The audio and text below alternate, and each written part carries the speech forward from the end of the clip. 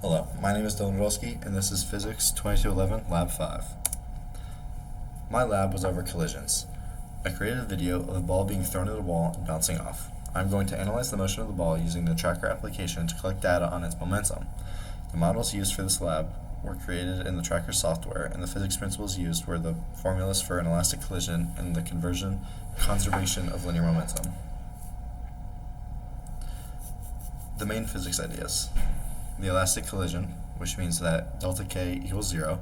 This applies since the ball collided with a wall, which is a solid, heavy object.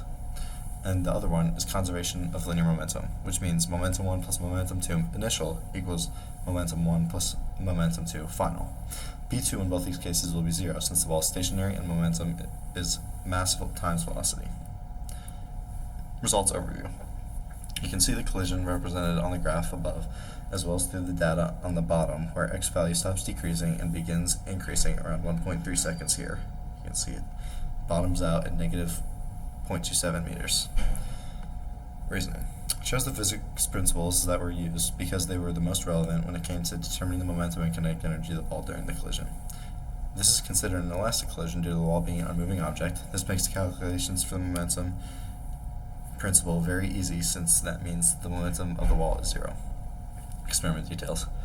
The system was the ball, the wall, and the earth, no surroundings. The ball had a mass of 0.068 kilograms and was thrown at the wall.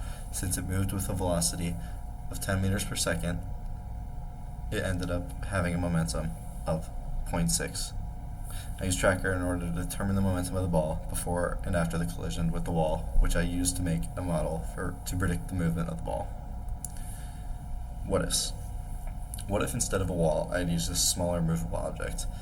If that was the case, it would have been an inelastic collision, and both objects would have bounced off each other and gone in separate directions, and there would have been delta K does not equal 0.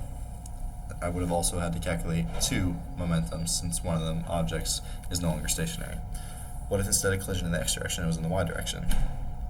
This would change the fact that I would need to calculate for the acceleration of the ball due to gravity, which is different than what I had to do, which was just using a constant velocity in the x direction because there was no acceleration after the throw.